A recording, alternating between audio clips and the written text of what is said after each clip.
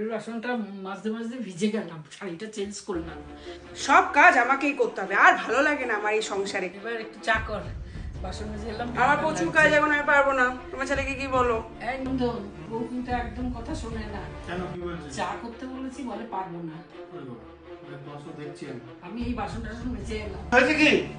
কি হয়েছে? কি কি হলো? কি কি মা কি বলেছে শোনালি?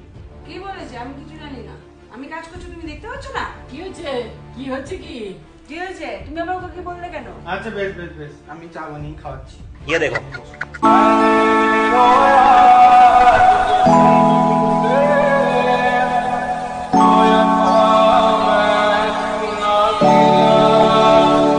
कैसा लगा मेरा मजाक?